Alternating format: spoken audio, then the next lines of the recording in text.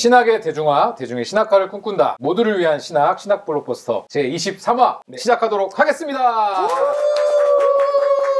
주제가 벌써 영원한 안전 논쟁이에요. 행정안전부에서 논쟁거리를 담아놓은 건 같은데, 영원한 안전 논쟁. 이게 어떤 것인지 좀 홍쌤께서 오늘 설명을 해주시는 거잖아요. 네, 이번 챕터는 믿는 이의 구원이 안전한가, 아니면 신자가 구원을 잃어버릴 수도 있는가에 관한 내용이에요. 지난 21회 때 소개했던 튤립에서 성도의 견인만을 이제 따로 다루는 거거든요. 혹시 21회를 보지 않고 이번 편을 보시는 분들이 있다면 먼저 21회를 꼭 보고 오시면 좋을 것 같습니다. 고품격 미끼 방송. 성도의 견인이 칼빈주의 5대 강령 중 하나고, 반대 입장이 알미니안주의이기 때문에 이것 역시 이제 칼빈주의 대 알미니안주의 논쟁이라고 볼 수 있어요. 또 나오네요. 이 정도면 좀 법정에 가셔야 되는 거 아닙니까? 이제 이 책에서도 얘기하듯이 이제 알미니안주의자 중에서도 일부는 또 영원한 안전을 믿는 이들이 있어요. 엄밀히 따지면 칼빈주의 대 알미니안주의 구도로 딱 떨어지지는 않기 때문에 용어를 바꿔서 영원한 안전 대 조건적 안전 이렇게 바꿔가지고 이제 다루고 있는 거죠. 그렇지만 이제 큰 틀에서는 이것도 칼빈주의, 알미니안주의 논쟁이 맞기 때문에 벌써 4번이나 하니까 그러게요. 이제 비슷한 논리가 반복되는 감이 좀 있어요. 네. 그래서 오늘 이제 책 요약을 확 줄여서 평소보다 좀 짧게 하려고 합니다. 제가 너무 좋아했네요. 네. 이 챕터가 마지막 논쟁이기 때문에 끝에는 이제 칼빈주의와 알미니안주의에 대한 총정리를 한번 해보면 좋을 것 같습니다. 첫 번째 주장은 이제 믿는 자는 하나님의 능력 안에서 안전하다. 이걸 이제 성도의 견인이라고 하는데, 견인된다는 뜻이 아니라 진짜 저는 예전에 이렇게 생각했거든요. 천국으로 견인된다. 레카차 견인, 끝까지 견딘다. 견디고 인내한다. 네네네네. 끝까지 견뎌서 구원에 이르른다는 거죠. 그렇군요. 성경적 근거는 바울도 어떤 것도 우리를 주 예수 안에 있는 하나님의 사랑에서 끊을 수 없다. 그렇죠. 예수님도 하나님이 내게 주신 자들을 하나도 잃어버리지 않고 다 살리시는 게 하나님의 뜻이다. 뭐 이제 이런 그거 말고도 성도의 견인을 뜻하는 것으로 보이는 말씀이 아주 많아요. 예. 이들의 논증은 이제 이런 거죠. 하나님은 변함없이 신실하시고 전능하시기 때문에 신자의 구원은 안전할 수밖에 없다. 성도의 견인을 믿는 것의 중요성은 뭐냐면, 우리의 구원이 신앙을 유지하는 우리의 노력이나 의지에 달렸다면 우리는 우리가 구원받을 거라는 확신을 가질 수 없다는 거예요. 그런 신앙은 얼마나 불안하냐 라는 거죠. 이거에 대한 반론도 있겠죠. 이 견해가 자유의지를 훼손한다는 반론이 역시 있는데, 이들에 의하면 이제 하나님의 은혜로 선택받은 사람은 반드시 하나님을 선택하기를 원하게 되어 있다. 이게 이제 우리가 앞에서 튤립에서 배웠던 세 번째 항목, 불가항력적 은혜의 의미라는 거죠. 이처럼 칼빈주의는 이제 정교하게 연결되어 있어요. 그 은혜는 불가항력적이지만 그 개인의 입장에서는 자기가 원하는 것을 선택한 것이므로 자유의지가 훼손되지 않는다는 거죠. 근데 그 은혜가 그 사람이 하나님을 원하게 만든다는 거죠. 반대쪽 견해는 이제 조건적 안전이라고 하는, 한마디로 얘기하면 신자는 신앙 안에서 견뎌야 한다. 성경에서 이제 근거를 보면, 성경은 구원이 하나님 편에서 보면 영원한 안전이라고 말할 수 있겠지만 인간 편에서는 조건적이라는 것을 굉장히 많이 강조하고 있다는 거예요. 실제로 그렇잖아요. 인간에게 선택을 요구하고 하나님을 따를 것을 호소하는 수많은 본문들이 있어요. 우리가 구원에서 떨어져 나갈 것을 경고하는 본문들도 이제 많이 있죠. 다시 속죄하는 제사가 없고 다시 새롭게 하여 회개할 수 없다 뭐 등등 이제 이런 본문들이 나오죠. 그런 것에 이제 성경적 근거를 두고 있고요. 이분들의 이제 논리는 영원한 안전 견해를 믿게 되면 은혜를 값싼 것으로 만들고 함부로 살게 만들 위험이 있다는 거죠. 내 구원은 안전하니까. 그렇죠. 조건적 안전만이 우리가 계속해서 하나님 앞에서 거룩하게 살고 하나님의 은혜 안에서 살려고 하는 노력을 하게 만든다는 거죠. 또한 조건적 안전 견해만이 인간의 자유의지를 아주 적절하게 존중하는 입장이다라는 거죠. 여기도 당연히 반론이 있죠. 이 견해는 신자가 구원의 확신을 가질 수 없게 만들고 자신의 구원에 대해서 불안해하게 만든다는 반론이 있어요. 어떻게 반박하냐면, 신자의 외부에서 통제할 수 없는 무언가가 우리의 구원을 빼앗아가는 게 아니라, 신자가 이제 그리스도께 의지하기만 하면 그 구원은 안전하고 외부 요인이 아니라 자기의 의지에 달렸기 때문에 불안하지 않다라는 거예요.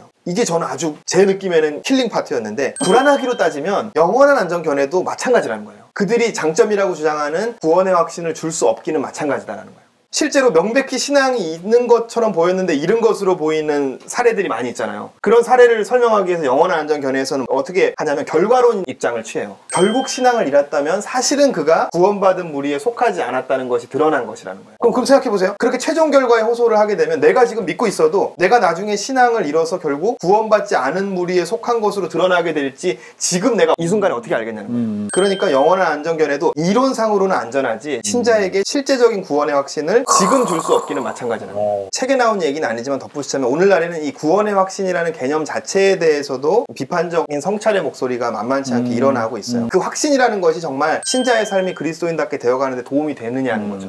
그런 이야기들도 나오고 있습니다. 선택하실 시간. 그러게 오늘 또 선택을 해야 되는데 짠! 아, 네.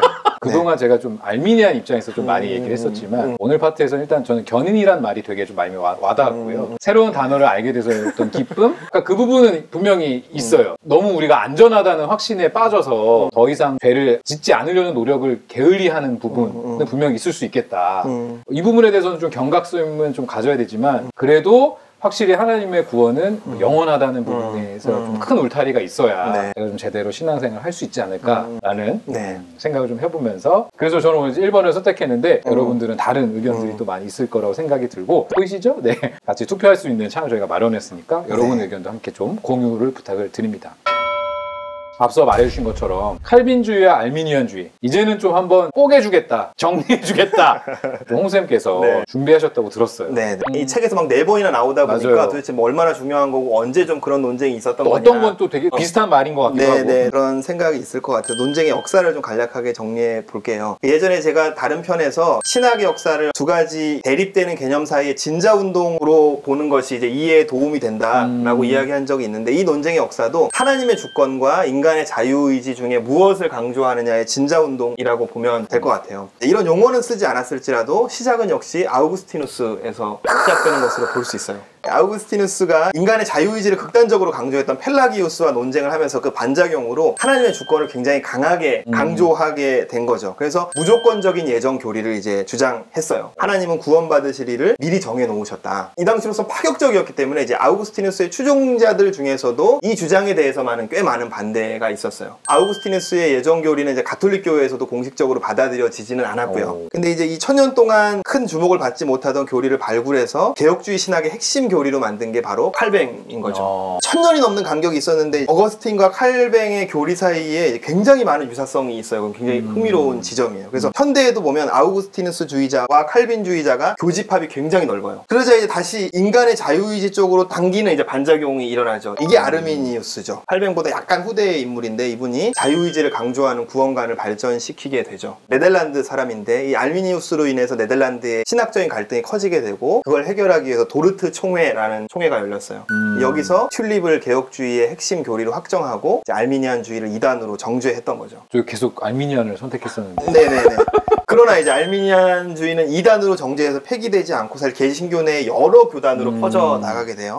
가장 큰 기여를 한 인물이 요한 웨슬리예요. 네. 18세기 영국의 부흥운동가였고 아주 열렬한 알미니안주의자였죠. 칼뱅의 예정교리를 신랄하게 비판하는 책을 쓰기도 했었고요. 이 웨슬리의 사역을 통해서 이제 감리교단이 생겨났고 거기서 다시 성결교단과 오순절교단이 갈라져 나왔죠. 그래서 이 교파들은 지금도 알미니안주의를 신학적 입장으로 이제 삼고 있는 거죠. 이게 또 이렇게 교단의 분리와 그렇죠. 형성에도 또 영향을 주는. 네네. 동시대를 보면 재밌는 건 영국 내에서 또 다른 영국 내 부흥운동의 두 축을 이룬 웨슬리와 함께 조지 휘필드라는 분은 열렬한 칼뱅주의자였어요. 이 두 사람 친구였는데 이제 예정에 대한 견해 차이로 이제 잠시 사이가 틀어졌다가 이제 나중에 화해하기도 할 정도로 휘필드는 아주 열렬한 칼뱅주의자였고 그 비슷한 시기에 미국으로 넘어가 보면 미국의 대각성 운동 지도자 조나단 에드워즈 이분도 역시 아주 강력한 칼빈주의자죠. 이 영미권을 뒤흔들었던 이 18세기 부흥운동에서도 칼빈주의자에서도 이런 지도자들이 배출되고 알미니안주의에서도 이런 지도자들이 이제 배출됐던 거죠. 20세기로 넘어가도 마찬가지예요. 칼빈주의가 프란시스 셰퍼라는 아주 걸출한 변증가를 탄생시켰다면 알미니안주의는 C.S. 루이스를 이제 배출한 거죠. 그래서 왜 지난번에 셰퍼와 루이스의 루이스와 대화를 셰퍼. 이런 맥락에서 네네. 같이 읽으면 훨씬 좋겠다는 말씀을 맞습니다. 하셨던 게 네. 이래서. 네네.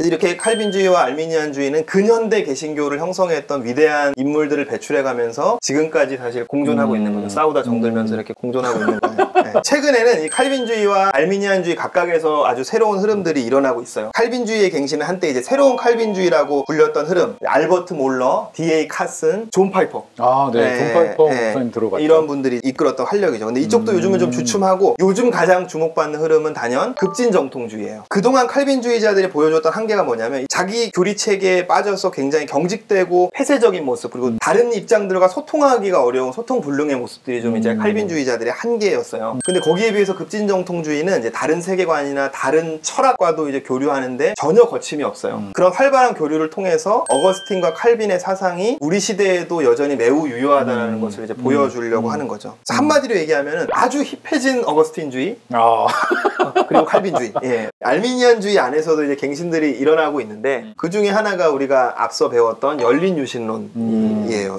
열린 유신론의 이름이 되게 여러 가지가 있는데 그 중에 하나가 이제 일관된 알미니안주의라고 부르기도 하는 거죠. 그래서 정통 알미니안주의자들은 열린 신론과 자기들이 차이점이 있다고 얘기하고 이제 같은 부류로 묶이는 걸 반대하기도 하죠. 근데 이제 열린 유신론자들은 정통 알미니안주의보다 자신들의 입장이 더 알미니안주의의 핵심 개념에 더 충실하다는 거예요. 그러니까 하나님이 인간의 자유의지를 존중하기 위해서 자신의 전능성을 제한했다라고 하는 그것에 더 일관성 있고 충실한 개념이 열린 신론이다라고 이제 주장을 하는 거죠. 칼빈주의와 알미니안주의는 이제 싸우다 정들면서 이제 서로 어느 정도 수용해내고 있는데 칼빈주의가 열린 유신론에 대해서는 굉장히 훨씬 단호해요. 왜냐하면 칼빈주의가 보기에 열린 유신론은 하나님이 심지어 가능성으로만 아는 알지 못하는 무언가도 있다라고 하는 것이 이제 하나님의 주권과 전지전능을 아주 강하게 훼손한다고 생각하기 때문에 이제 세게 비판을 하는 거죠. 그래서 이제 칼빈주의와 알미니안주의 사이에 이제 한동안 뜸했던 논쟁이 최근 이 열린 신론을 놓고 다시 활발하게 일어나고 있다고 볼 수 있어요. 예.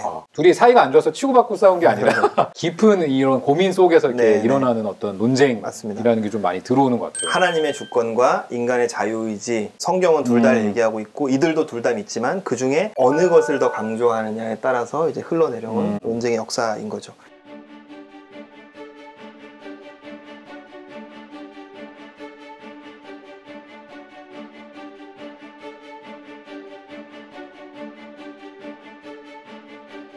네, 제가 추천할 책은 제목이 좀 긴데 제임스 스미스가 쓴 칼빈주의와 사랑에 빠진 젊은이에게 보내는 편지.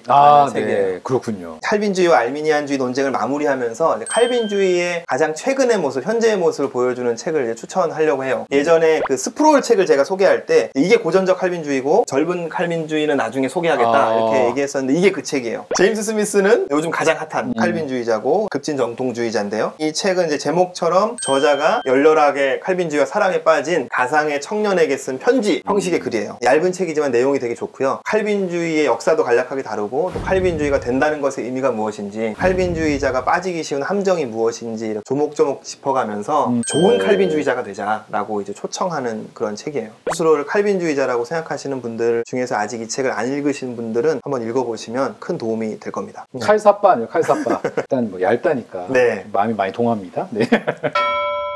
칼빈주의와 알미니안주의의 끝판 대결을 좀 해주셨는데 이렇게 정리를 하니까 이 부분에 좀 고민을 하셨던 분들은 저희 방송 보시고 좀 도움을 받으시면 좋겠다는 생각도 좀 해보게 됩니다. 이제 오늘 방송은 저희가 여기까지 하는 걸로 하고요. 다음 화에 여러분과 함께 만나 뵙도록 하겠습니다. 감사합니다.